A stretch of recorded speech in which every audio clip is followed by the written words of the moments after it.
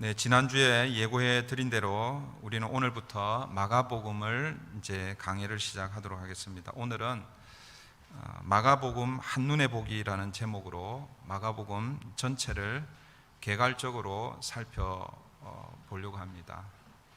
우리 PPT를 열어주시고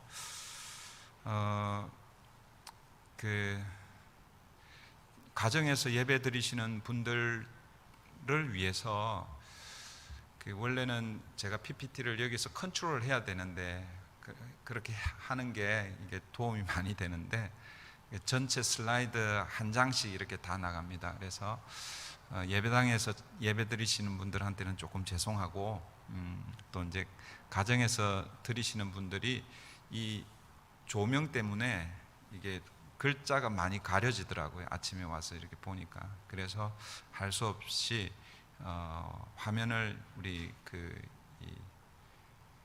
카메라를 통해서 이렇게 나가도록 그렇게 했습니다. 제가 여기 불을 조금 끌게요.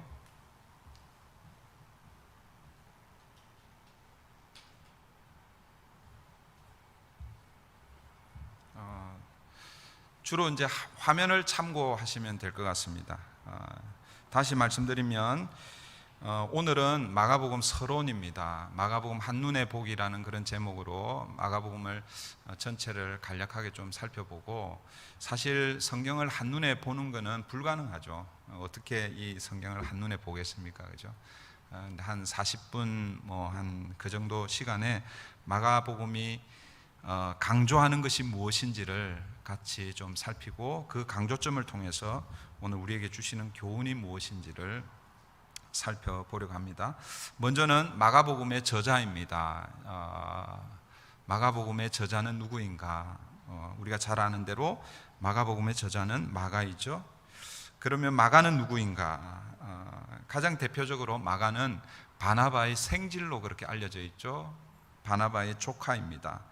사도행전 13장에 보면 마가는 요한이라고 불리기도 합니다. 그래서 학자들은 마가는 로마식 이름이고 요한은 유대식 이름이다.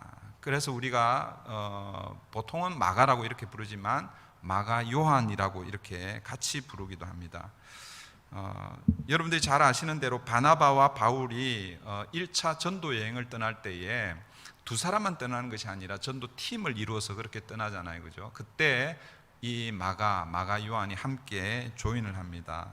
여러분 아시는 대로 중도에 그 1차 전도 여행 포기하는 그런 장면이 사도행전에 그렇게 나와 있죠. 초대교회 전통에 의하면 이 마가는 후에 베드로의 제자가 되어서 베드로가 그를 믿음의 아들이라고 그렇게 불렀습니다. 그래서 베드로를 따라다니며 특히 로마에서 그의 통역 역할을 했다고 합니다. 자연스럽게 베드로를 따라다니면서 베드로에게서 들은 예수에 대한 이야기, 그것을 기록한 것이 바로 이 마가복음입니다. 이 마가복음은 제가 지난주에도 말씀드렸지만 우리 사복음서 마태, 마가, 누가, 요한복음 이렇게 되어 있죠. 우리는 보통 제일 먼저 기록된 것이 제일 앞에, 순서상으로 제일 앞에 나와 있는 마태복음이 제일 먼저 기록되었을 것이라고 그렇게 추정을 하는데 그렇지 않습니다. 물론 이제 정확한 연도는 알 수는 없지만 대부분의 학자들은 이 마가복음이 사복음서 중에서 가장 먼저 기록된 그런 책이라고 그렇게 학자들이 이야기하고, 주후 그러니까 AD 55년에서 65년 사이에 기록되었는데 보통 한 65년, 66년 그쯤에 기록되었다라고 이렇게 이야기합니다. 55년부터 65년 사이는 로마에 의해서 기독교가 그 큰 박해를 받던 시기입니다. 이때 로마 황제가 누구냐면 네로 황제이죠. 그래서 이 마가복음의 1차 독자는 박해와 순교의 위험 속에 있던 로마 성도들, 로마 교회 성도들에게 주는 예수의 이야기입니다. 두 번째, 마가복음의 강조점이 무엇인가? 마가복음의 가장 큰 강조점, 사실은 마가복음뿐만 아니라 복음서는 다 뭐예요? 복음서가 이야기하려고 하는 것은 뭐예요? 예수님의 생애, 예수님이 누구신지를 이야기하는 게 복음서잖아요, 그죠? 예수님의 이야기가 사복음서에 공이 등장합니다. 근데 이제 각각 강조하는 강조점이 조금 다르다라는 것을 여러분 기억하시면 좋겠고, 마가복음에서의 예수님은 어떻게 강조하느냐? 고난받는 종으로서의 메시아를 강조하고 있습니다. 그래서 참고로 다른 복음서는 예수님을 어떻게 강조하고 있는가? 마태복음은 왕으로서의 메시아, 그러니까 마태복음에서는 예수님이 왕의 모습이 다른 복음서에 비해서 조금 더 도드라지게 그렇게 소개가 되고 있다, 그렇게 이해하시면 되고, 누가복음에서는 사람의 아들, 인자로서의 메시아, 이런 모습들이 다른 복음서에 비해서 좀 도드라진다라고 이렇게 보시면 되고, 요한복음에서는 또 반대로 하나님의 아들, 누가복음에서는 사람의 아들이 강조된다고 하면, 요한복음에서는 하나님의 아들, 성자 예수님의 모습이 강조가 됩니다. 그런데 마가복음에서는 이 예수님이 어떤 모습으로 강조된다고요? 종의 모습이 강조되고 있다는 거죠. 그런데 그냥 종이 아니라 고난받는 종의 모습이 강조되고 있다는 것이죠. 그런데 그렇다고 해서 이 마가복음에 예수님이 왕으로서의 모습, 인자로서의 모습, 혹은 성자, 하나님의 아들로의 모습이 전혀 없느냐? 그렇지 않습니다. 마가복음에도 예수님은 왕으로서, 그리고 인자로서, 그리고 성자로서 이런 모습들이 다 나타나죠. 다른 복음서에도 마찬가지예요. 마태복음에서 예수님이 왕으로서의 모습이 드러난다고 하지만, 그러나 거기에도 종의 모습이 있고, 그리고 사람의 모습이 있고, 인자, 성자의 모습 다 있습니다. 강조점이 그렇다라는 것입니다. 그래서 마가복음의 강조점은 예수님을 고난받는 종, 고난받는 메시아가 도드라지게 드러난다라고 그렇게 볼 수가 있습니다. 세 번째는 마가복음의 구조입니다. 이 두 번째 예수님의 강조점과 그리고 이 구조를 통해서 우리 마가복음 전체를 좀 이렇게 강조하는 게 뭔지를 우리가 좀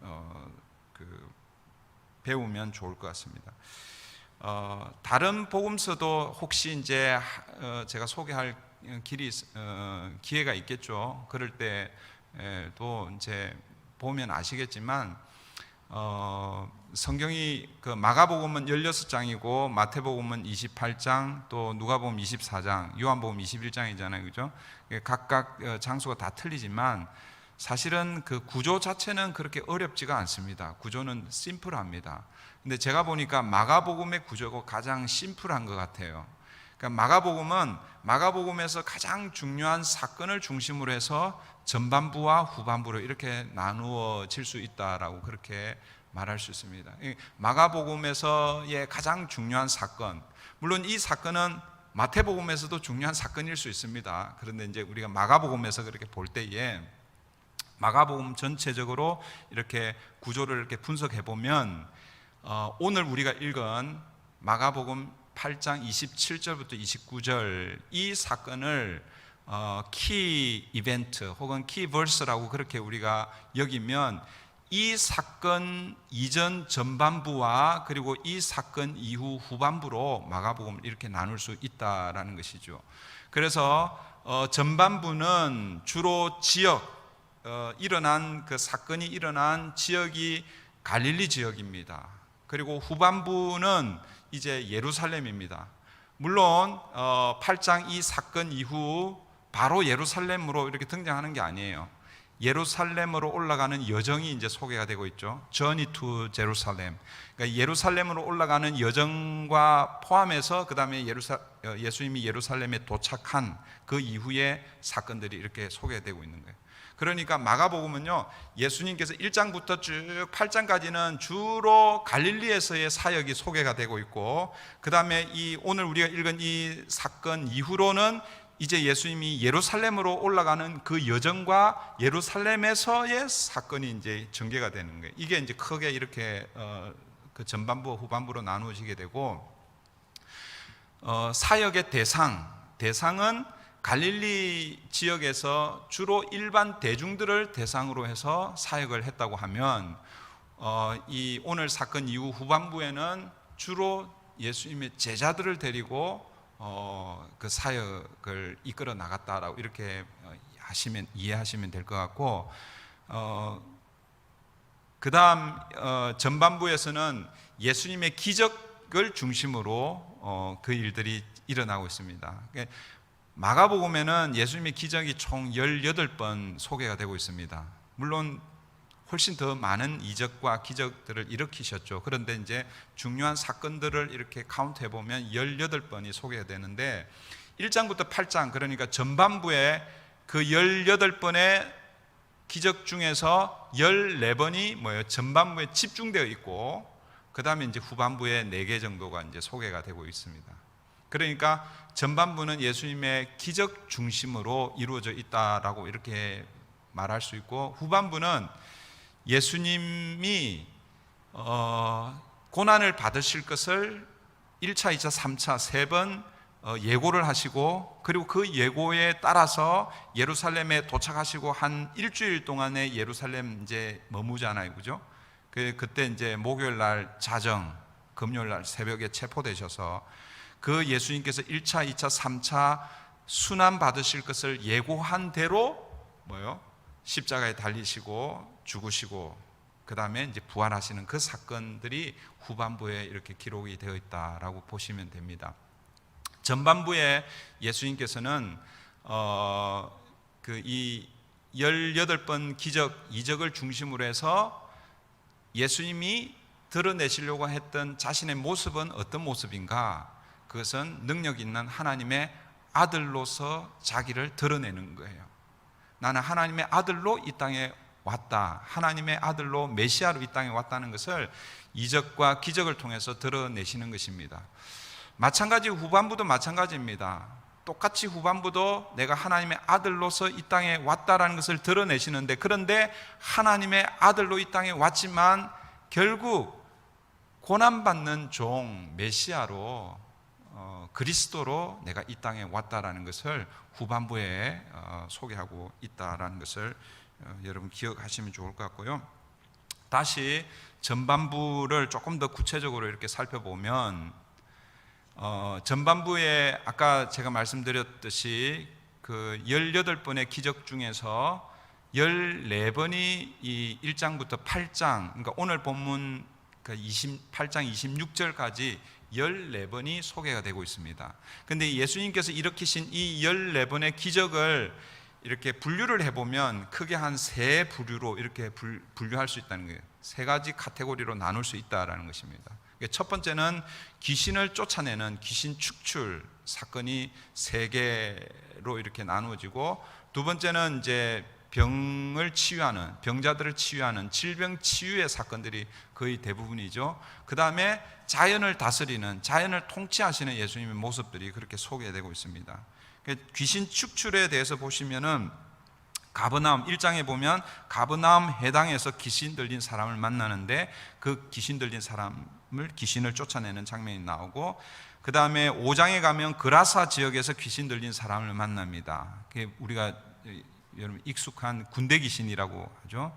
군대, 그러니까 그 귀신이 그냥 한두 귀신이 아니라 그냥 이렇게 때로 그 귀신 들린, 그 군대 귀신이라고 그렇게 불리는데, 그 그라사 지역에서 그 군대 귀신 들린 사람을 이렇게 그 치유하는 그런 장면이 나오고, 그 다음에 7장에 가보면 수로보니게 여인의 귀신 들린 딸을 치유하는 그런 장면이 그렇게 소개가 되고 있고요. 그 다음에 두 번째 질병을 치유하는 장면이 나오는데, 1장에 보시면 베드로의 장모의 열병을 치유하고, 그리고 1장을 자세히 보시면 그 외에도 수많은 병자들을 고치시더라, 이런 표현이 있습니다. 그러니까 18번 이적만 일으키신 것이 아니라 사실은 더 많은 이적을 일으키셨습니다. 그런데 이제 대표적인 것들만 이렇게 정리를 해놓은 것이죠. 문둥병자를 치유하시고, 중풍병자, 손 마른 사람, 혈루병 여인과 야이로의 딸, 기먹은 벙어리, 그 다음에 베세다 소경의 눈을 뜨게 하는 장면, 이게 이제 8장입니다. 제가 이 사건은 제가 좀 이따가 다시 조금 더 자세하게 다루려고 그럽니다. 그 다음에 이제 세 번째 그 예수님이 일으키신 이적은 자연 통치에 관한 것이죠. 바다의 광풍을 잠잠케 하는 그런 장면, 그 다음에 오병이어로 5천 명을 먹이시는 것, 그 다음에 바다 위를 걸으시는 이런 장면들, 이런 것들이 다 예수님의 자연과 관계된 이적들, 기적들이라고 할 수 있습니다. 이런 기적들을 통해서 이게 뭐냐면 전반부잖아요, 그죠? 전반부. 이 전반부에서 이런 기적들을 통해서 일반 대중에게 예수님이 보내는 메시지가 뭐냐라는 것이죠. 그것은 결국 예수님은 하나님의 아들로 이 땅에 오셨다라는 것을 계속해서 보여주시는 거죠. 사인을 던지는 겁니다. 구약에 기록된 메시아이심을 예수님께서 뭐예요? 귀신을 쫓아내고 질병을 치유하고 자연을 다스리면서 내가 구약에 예언된 하나님이 보내시기로 약속된 메시아다라는 것을 예수님이 계속해서 증명해 주신 것이죠. 그런데 사람들은 그 예수님을 잘 깨닫지 못했다라는 것이죠. 특별히 고향 사람들은 예수님을 어떻게 합니까? 핍박했죠. 예수님을 고향에서 쫓아내려고 했습니다. 심지어 가족들까지도 예수님을요 이상하게 생각했어요. 물론 나중에 이제 예수님의 동생 야고보가 그 교회의 초대 교회의 지도자가 되지만, 그러나 이때 공생애가 시작이 되었을 때 이때 예수님의 가족들도 예수님을 좀 정신 나간 미친 그렇게 이해를 했었습니다. 그리고 예수님을 3년 동안 따라다녔던 제자들도 예수님에 대한 분명한 인식이 없었습니다. 물론 예수님께서 우리의 스승이다 하고 따라는 다녔지만 제자들이 예수님에 대한 분명한 정확한 인식을 하고 따라다니지는 않았다라는 것이죠. 무슨 얘기냐면 제자들은 예수님의 기적을 가장 가까이에서 보았습니다. 수많은 환자들, 병자들을 고치고 바다의 풍랑을 잔잔케 하고 바다 위를 걸으시고 오병이어로 5천 명을 먹이시는 것을 이 제자들은 두 눈으로 생생하게 예수님 가장 가까이에서 그렇게 바라보았잖아요. 그런데도 예수님이 정확하게 어떤 분이신지 깨닫지 못했다라는 것이죠. 그러니까 이런 모습을 상징적으로 보여준 사건이 있는데 그게 어떤 사건이냐면 마가복음 전반부의 그 마지막 이 마가복음을 전반부를 마무리하는 그 사건이라는 것이죠. 그게 바로 베세다 소경 치유 사건입니다. 제가 저기 아까 잠깐만요. 귀신 축출, 질병 치유, 자연 통치 1번부터 14번까지 쭉 넘버링을 해 놓았지만 저게 순서대로는 아닙니다. 카테고리별로 이렇게 모아놓은 거예요. 그죠? 그래서 저 순서대로 하면 가버나움 해당에서 귀신을 쫓아내는 쪽에 사실은 제일 먼저 첫 번째 사건은 맞습니다. 그런데 순서대로 하면 11번째 베세다 소경 저 사건이 이 전반부에서 제일 마지막에 일어난 그 기적 이적 사건입니다. 네, 넘겨주시고요. 예수님이 베세다라는 지역에서 한 소경을 만납니다. 이 소경을 치유해 주시는데 여러분 보세요. 예수님이 환자들, 병자들을 고치실 때에 말씀으로 치유하실 때가 있고 그리고 안수해서 치유하실 때가 있습니다. 어떤 경우에는요 원격으로 치유하십니다. 예수님이 대면하시지 않았는데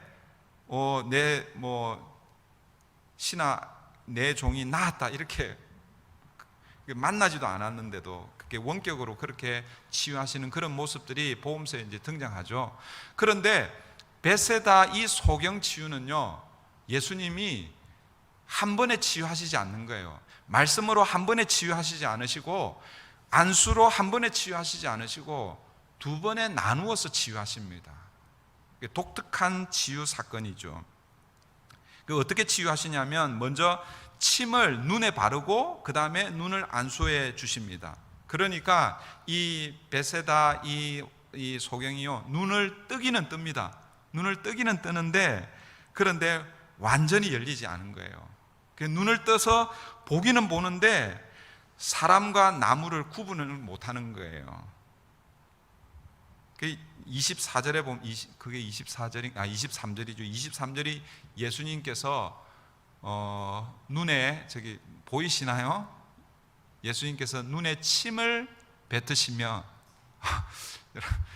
보통 어떤 경우에 다른 복음서에는 그 흙에다가 침을 뱉어가고 흙을 일기해서 이렇게 했다는데 이 마가복음에서는 환자의 눈에다가 침을 뱉었어요. 여러분 같았으면 어떻게 했어요? 막 그냥 도망갔겠죠. 근데 예수님께서요 눈에 침을 뱉으시며 그에게 안수하시고 무엇이 보이느냐 이렇게 말씀하셔요. 그러니까 이 소경이요 24절에서 뭐라고 대답하냐면 이렇게 대답합니다. 사람들이 보입니다 이렇게 대답하는 거예요. 사람들이 보이는데 그런데 그 사람들을 어떻게 인식하냐면 나무처럼 보인다는 거예요. 그러니까 사람들이 선명하게 안 보이는 거예요. 나무 같은 것들이 걸어 다니는 것 같습니다 그러는 거예요. 그러니까 나무는 걸어 다녀요 안 걸어 다녀요? 안 걸어 다니잖아요 그죠? 그런데 눈에는 나무처럼 보이는데 막 걸어 다니는 거예요. 그러니까 저거는 사람이구나 이렇게 생각하는 거예요. 그러니까 나무와 사람을 이렇게 혼돈해서 보는 거예요. 그럼 그 말은 뭐냐면 눈이 뜨기는 떴는데 완전하게 치유되지 않은 것이죠. 너무 오래 이 소경으로 있었기 때문에 그런 게 아니죠. 사실은 이 사건은 다 의미가 있는 것입니다. 그리고 나서 예수님이 한 번 더 안수를 해줍니다. 그제서야 완전하게 보게 된 거죠. 25절 보시면 이에 그 눈에 예수님이 다시 안수하시며 그가 주목하여 보더니 뭐라고 나와 있어요? 나에게 모든 것을 밝히 보는지라. 나에게?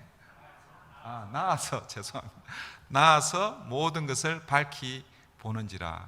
그러니까 여러분 지금 이 베세다 소경을 치유하는 이 치유 사건은요 예수님이 두 단계를 거쳐서 치유하고 있다는 것을 알 수가 있겠죠. 이 사건은 예수님의 치유 능력이 부족해서 한 번에 치유할 수 없어서 두 번씩 나누어서 치유한 것이 아닙니다. 그래서 학자들은 이 본문을 이렇게 해석하죠. 제자들이 예수님을 인식해가는 과정을 이 베세다 치유 사건을 통해서 보여주고 있다라는 것이죠. 무슨 얘기냐면 제자들이 예수님을 메시아로 인식을 합니다. 그런데 메시아로 인식은 하지만 이 메시아에 대한 정확한 메시아가 예수님이 이 땅에 어떤 메시아로 오셨는지 그것을 처음에는 인식은 하지만 정확한 의미의 메시아로는 이해를 하지 못한다라는 그 부분을 이 사건을 통해서 보여준다라고 그렇게 말하는 것이지요. 그 이후로 그 다음 사건을 예를 들고 있는 거예요. 그러니까 지금 이 베세다 사건이 8장 전반부의 마지막 사건이고 그 다음에 이어지는 사건이 무슨 사건입니까? 지금 오늘 우리가 읽은 이 본문 사건이죠. 오늘 우리가 읽은 이 본문을 포함해서 사실은 9장 10장까지 계속 이어지는 어떻게 보면 같은 의미의 이어지는 내용이라고 그렇게 볼 수 있습니다. 오늘 본문은 예수님께서 제자들과 함께 이제 전반부 사역을 마치시고 후반부 사역으로 넘어가기 전에 어디를 향해서 가시냐면 가이사랴 빌립보 지방으로 가십니다. 이 가이사랴 빌립보 이 지방이 어디냐 하면 이 왼쪽 여러분들 보시는 왼쪽이 이제 팔레스타인 지도입니다. 위에 갈릴리 바다가 있고 밑에 사해 바다 이렇게 있죠. 이 가이사랴 빌립보 이 지역은 갈릴리 바다 그걸 확대한 게 오른쪽이에요. 여러분들 눈에는 안 보일 거예요. 나중에 여러분들 이제 우리 유튜브로 들어가시면 좀 분명하게 보일 거예요. 그 헐몬산 밑에가 가이사랴 빌립보라는 지역입니다. 여러분 마태복음에서도 똑같은 장면이 나오죠. 여기에 예수님께서 예루살렘 그러니까 예루살렘으로 가려면은 갈릴리 바다에서 갈릴리 그 지역에서 이제 지도상으로는 내려와야 됩니다. 그죠? 근데 우리는 보통 예루살렘은 올라간다고 항상 이야기한다고 그랬죠. 지도상에서는 내려가야 되는데 예수님이 내려가시기 전에 좀 더 예루살렘에서 더 멀어지는 쪽으로 가십니다. 가이사랴 빌립보 지역으로 갑니다. 거기에서 일어난 사건이 바로 오늘 이 사건이죠. 예수님이 제자들에게 이렇게 묻습니다. 사람들이 나를 누구라고 하느냐? 벳세다 이 소경을 치유한 이후에 예수님이 제자들을 이끌고 가이사라 빌립보라는 지역으로 가면서 예수님이 사람들이 나를 누구라 하느냐 이렇게 질문을 합니다. 이때 제자들의 대답이 무엇입니까? 사람들이 예수님을 일컬어서 세례 요한이라고 합니다. 예수님을 엘리야라고 합니다. 또 어떤 사람들은 선지자 중에 한 사람, 예언자라고도 합니다. 이렇게 대답하는 거예요. 여러분, 사람들이, 그러니까 일반 대중이죠. 아까 제가 말씀드린 대로 갈릴리 지역에서 일반 대중을 향해서 14번의 이적들을 보이셨습니다. 그죠? 그 사건을 통해서 일반 사람들이 예수님을 인식하는 게 뭐냐라는 거예요. 예수님을 어떻게 인식하고 있습니까? 세례 요한, 엘리야, 그리고 선지자 중에 한 사람으로 그렇게 인식을 하는 것이지요. 사람들이 예수님을 이렇게 비유한, 예수님을 세례 요한, 엘리야, 선지자 중에 한 사람으로 비유한 것은 여러분 잘한 거예요? 못한 거예요?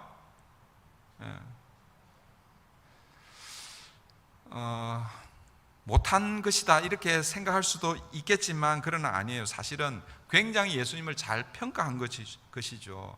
예수님이 태어나기는 베들레헴에서 태어났지만 자란 곳이 어디예요? 나사렛이잖아요. 그래서 예수님 고향이 사실은 나사렛입니다. 그 유명한 그 요한복음에 보면 나다나엘과 그 대화 중에서 유명한 대답이 있죠. 어떤 대답이 있습니까? 나사렛에서 무슨 선한 것이 나겠느냐 그랬잖아요. 그 당시 사람들이요, 나사렛을 굉장히 볼품없는 그런 동네로 취급했습니다. 오늘 우리로 얘기하면 저 시골 깡촌 뭐 이렇게 생각하고 있는 거예요. 나사렛에서 선한 것이 날 수 없다라는 것이죠. 나사렛에서 위대한 인물이 날 수 없다라고 그렇게 생각하는데, 그런데 예수님은 나사렛 출신입니다. 근데 사람들이 예수님을 무엇에 비유하고 있다는 것입니까? 세례 요한에 비유합니다. 엘리야에 비유합니다. 선지자 중에 한 사람으로 비유하고 있는 거예요. 그러니까 사실은 사람들의 입장에서 볼 때는 예수님을 굉장히 훌륭한 사람으로 그렇게 비유하고 있는 거예요. 그런데 예수님이 원하시는 대답은 아니죠. 사람들이 예수님을 세례 요한, 엘리야, 선지자 중에 한 사람으로 그렇게 평가하고 있지만, 그러나 예수님이 원하시는 대답은 그게 아니라는 것이죠.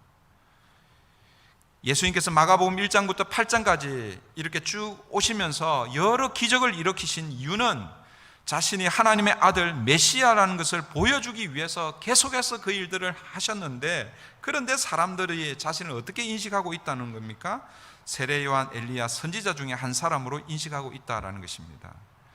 물론 사람들의 입장에서는 예수님을 잘 평가하고 있는 것처럼 보이지만 예수님이 기대하는 대답은 아니었습니다. 그래서 예수님께서 제자들에게 다시 묻는 거예요. 뭐라고 묻습니까?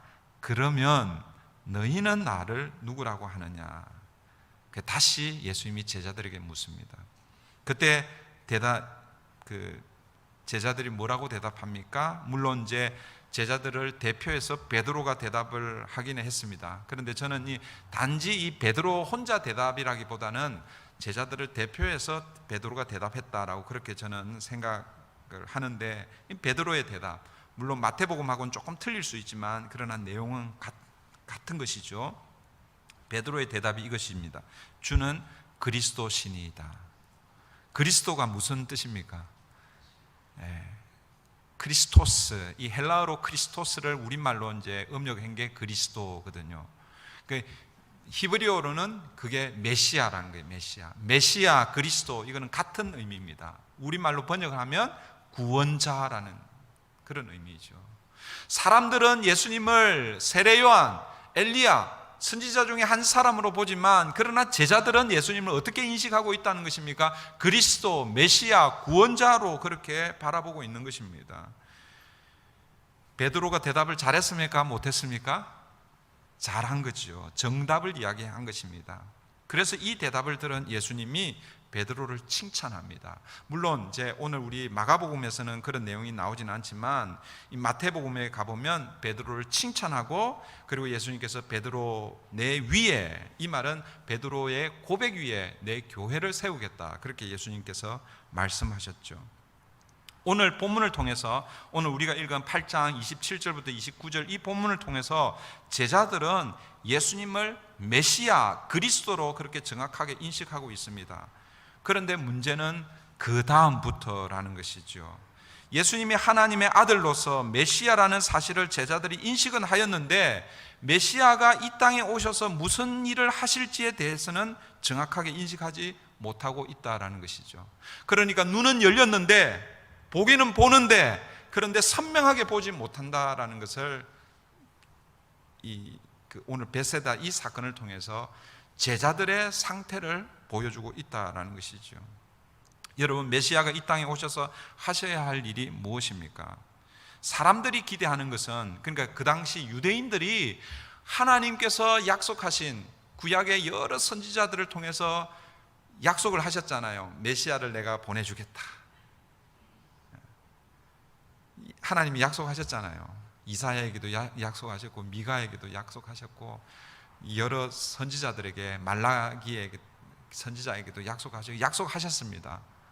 그리고 이 이스라엘 백성들은 그 메시아를 기다리고 있었습니다. 그런데 이 사람들이 기대하는 그 메시아는 어떤 메시아입니까?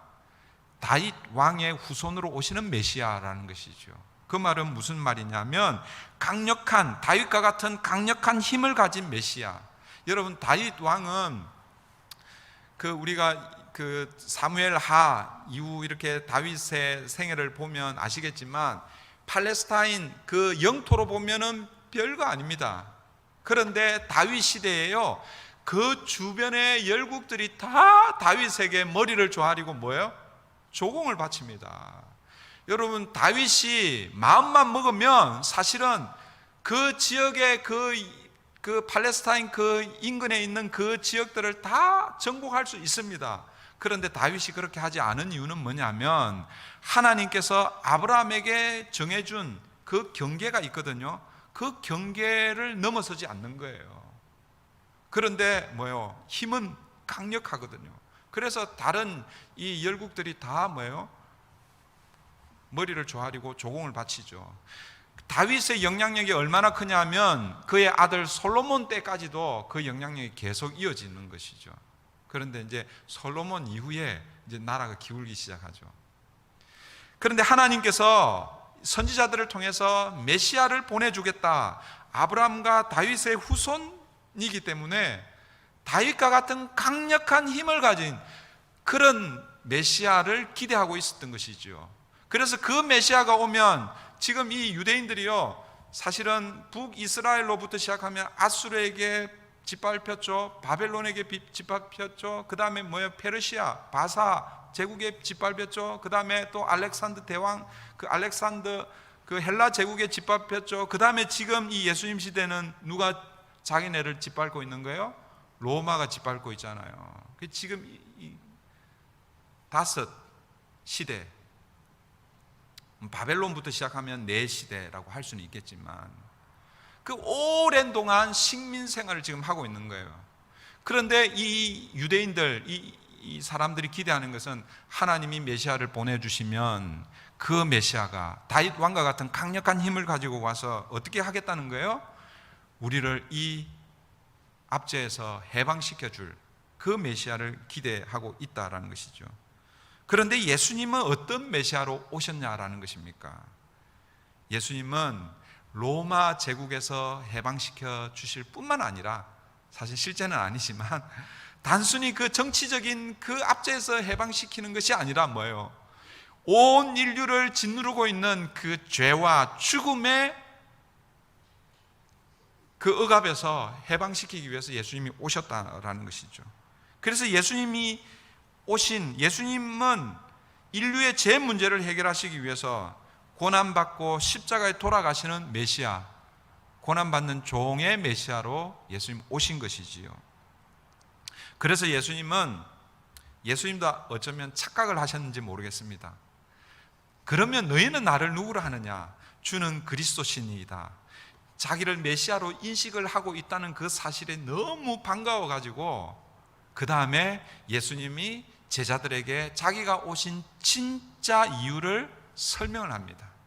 그게 뭐냐면 30절 이하예요. 30절 이하. 예수님께서 제자들이 자신을 메시아로 고백했을 때 자신이 이 땅에 오신 진짜 목적을 이야기하는데, 그런데 그때 자신의 고난과 죽음에 대해서 그리고 부활에 대한 예고를 하셨을 때 제자들의 반응이 무엇이냐라는 거예요. 무슨 말이냐 하면 예수님이 너희들이 나를 메시아로 인식을 하고 있구나, 참 잘했다. 그런데 그 메시아는 다윗 왕과 같은 힘을 가진 메시아가 아니라 내가 사람들에게 체포되어서 고난을 받고 십자가에 달려 죽는 것이다. 그러나 죽은 후에 3일 만에 부활할 것이다. 이게 예수님이 메시아로 오신 이유, 목적이라는 거예요. 그걸 설명을 하는데, 만약에 이 제자들이 그 메시아를 이해했다면 제자들의 반응이 어떠해야 됩니까? 예수님 그렇습니까? 우리도 그 일에 함께 하겠습니다, 이렇게 나가야 되잖아요, 그죠? 그런데 제자들의 반응, 특별히 베드로의 반응이 무엇인가? 넘겨주세요. 보이지도 않네요. 네, 하여튼 이거 갖고 해야 되는데, 그때 제자들의 반응이 뭐냐 하면 안 된다는 것이죠. 예수님 무슨 말씀하십니까? 예수님 메시아시고 구원자시고 다윗과 같은 그런 강력한 힘을 가지고 오시는 분이신데 죽다니요, 체포되어서 죽다니요, 그럴 수는 없습니다. 베드로가 그렇게 얘기하죠. 이 말은 여러분, 제자들이 눈을 떠서 예수님이 메시아인 것은 보기는 보는데 희미하게 보는 것이죠. 어렴풋이 보는 것이죠. 예수님에 대한 인식이 열리기는 했지만 반쯤밖에 열리지 않았다라는 그런 의미죠. 마치 베세다의 소경을 치유하실 때에 처음 침을 바르고 안수했을 때 눈이 열렸습니다. 그런데 사람과 나무를 구분을 못한 것이죠. 완벽하게 예수님을 그러니까 완벽하게 보지 못한 것이죠. 제자들 마치 그렇다라는 것이죠. 눈이 열려서, 영적 눈이 열려서 예수님을 사람들은 세례 요한, 엘리야, 선지자 중에 한 사람으로 보지만, 그러나 제자들은 예수님을 메시아로 보았습니다. 그런데 그 메시아가 이 땅에 오셔서 정확하게 하실 일에 대해서는 인식을 제대로 하고 있지 않다라는 것이죠. 예수님께서 이 땅에 메시아로 오시지만, 왕으로 오시지만, 그러나 그 왕은 이 땅을 정복하고 다스리기 위해서 오시는 것이 아니라 섬기고 자기를 내어주고 고난받는 메시아로 오신다는 사실을 제자들은 이해를 하지 못했습니다. 그래서 마가복음 후반부, 아까 이제 우리 전반부가 그 베세다 그 사건이고, 그 오늘 우리가 읽은 이 본문 이후부터가 후반부인데, 이 후반부는 예수님이 고난받는 종으로서 오셨다라는 것을 집중적으로 다루고 있는 게 바로 이 후반부의 내용이라는 것이죠. 그래서 먼저 예루살렘에 들어가시기 전에 3번씩 자신의 순환, 고난에 대해서 예고를 해주십니다. 1차, 2차, 3차 예고를 해주시죠. 그 1차 예고가 오늘 이 사건 이후 8장 31절입니다. 근데 보이시나요? 나중에 이제 참고하세요. 내용은 이것이죠. 내가 체포돼서 고난을 받고 죽임을 당한다. 그러나 3일 만에 다시 살아날 것이다. 이게 1차입니다. 2차는 9장 31절입니다. 똑같은 내용입니다. 반복되고 있습니다. 그리고 3차는 10장 33절, 34절에 똑같은 내용들이 소개되고 있습니다. 그러니까 8장에 한 번, 9장에 한 번, 10장에 한 번. 굳이 그렇게 안 하셔도 돼요. 나중에 여러분들 한번 참고해 보세요. 사실 제가 못 읽어가지고. 그런데 이제 문제는 아까 제가 말씀드렸죠.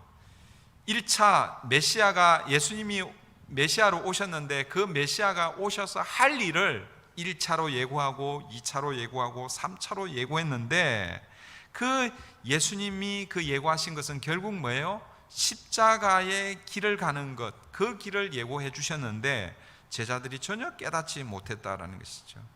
제자들이 깨닫지 못했다는 것을 어떻게 알 수 있는가? 예수님이 1차, 2차, 3차 이렇게 말씀하셨을 때에 제자들의 반응을 보면 알 수 있다라는 것이죠. 1차 순환 예고 때에 제일 먼저 베드로의 반응이 나옵니다.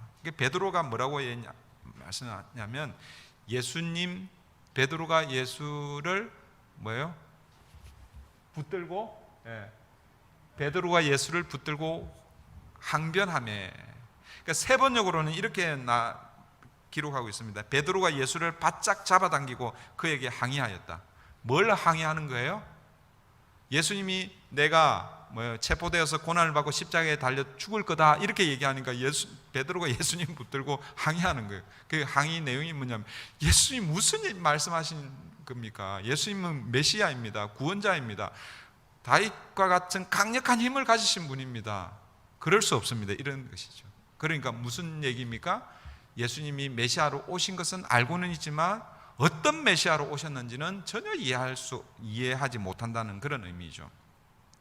9장에서 예수님이 두 번째 순환 예고를 하셨습니다. 그런데 그 순환 예고했을 때 제자들이 뭐 하고 있냐면 제자들이요 누가 더 큰지에 대한 논쟁을 하고 있었습니다. 지금 이 예수님과 제자들이 어디를 향해서 올라가고 있습니까? Journey to Jerusalem, 예루살렘으로 간다고 그랬잖아요. 예루살렘으로 가면 제자들이 뭘 기대합니까? 예수님이 예루살렘에 올라가면 이제 왕이 되시는구나. 이 로마 제국을 이렇게 전복시키고 이제 왕이 되면 그러면 뭐예요? 왕 혼자 이렇게 다스릴 수 없잖아요. 왕 밑에 뭐가 있는 거예요? 신하들이 있는 거잖아요. 신하들이. 그래서 제자들이 무슨 얘기를 하냐면 우리 선생님이, 우리 스승이 왕이 되면 이 예수님이 왕이신 이 나라에서 우리 중에 누가 더 높은 자리에 올라갈지 이걸 지금 대화하고 있는 거예요. 그게 2차 순환 예고 이후에 일어나는 내용들입니다. 그러니까 예수님이 어떤 메시아로 오시는지를 제자들이 모른다는 것이죠. 3차 순환 예고 마찬가지죠. 3차 순환 예고 한 이후에 그 중에서 이 제자들 중에서 야고보와 요한이 이제는요 대놓고, 그러니까 뭐라고 그래야 되나? 직접적으로 예수님 왕 되시면 예수님 옆에 오른편에는 우리 둘 중에 한 사람, 왼편은 우리 둘 중에 한 사람. 그러니까 소위 말해서 우의정 좌의정, 우리 다른 제자들은 모르겠고 우리 형제들을 예수님 오른팔 왼팔로 그렇게 삼아 주십시오. 그 얘기를 하고 있다라는 것이죠. 예수님이 순환 받으실 예고를 하시는 그 현장에서, 그러니까 결론적으로 말씀드리면 제자들이 예수님을 메시아로 인식은 하고는 있지만 완전하게 예수님을 알지 못한다라는 것입니다. 그러니까 1차, 2차, 3차 순환 예고에 대한 제자들의 반응을 통해서 알 수 있는 것은 예수님께서 메시아로서 어떤 일을 하실지 전혀 깨닫지 못하고 있다는 것을 알 수 있다는 것이죠. 결국 제자들은 예수님이 체포되자 어떻게 합니까? 다 도망가 버리잖아요. 예수님이 어떤 메시아인 것을 알았다면 도망가지 않겠죠. 내가 체포될 거다, 고난을 받고 십자가에 달려 죽을 것이다. 그러면 우리도 함께 하겠습니다. 예수님 체포될 때 자기들도 체포돼야 되는 것이죠.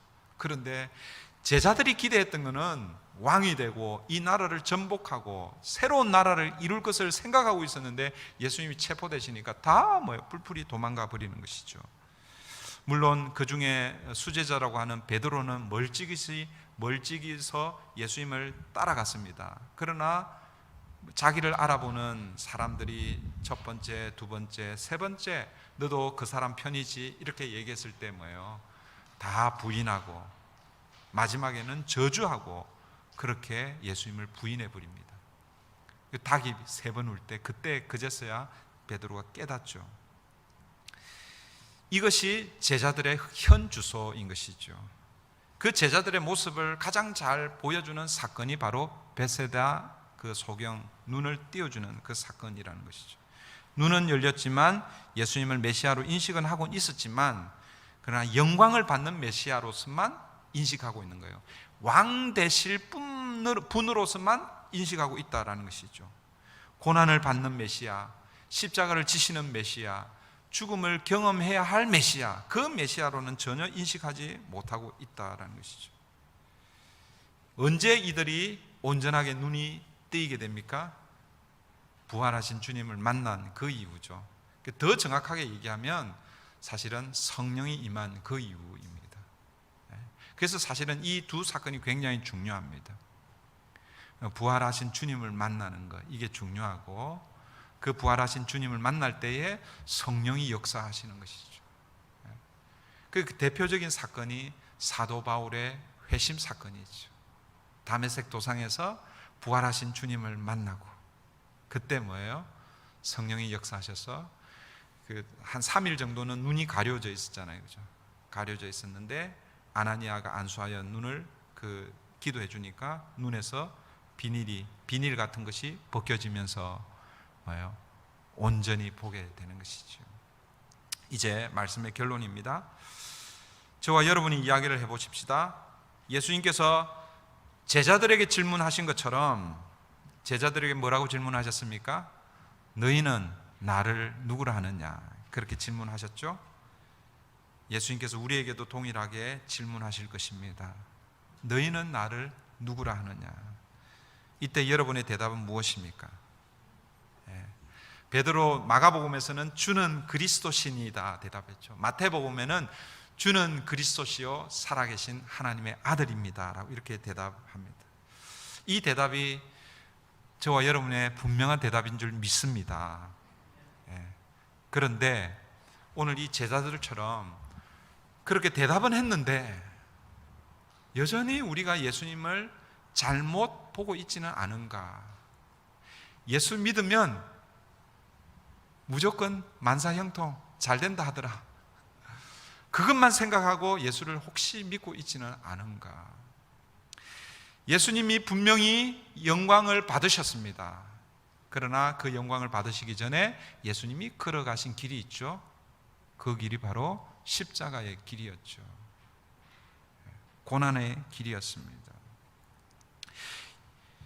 예수님께서 우리에게 동일하게 너희는 나를 누구라 하느냐 그렇게 말씀하실 때 주는 그리스도시요 살아계신 하나님의 아들이십니다 라고 우리가 대답하면 우리는 예수님의 제자가 되는 것이지요.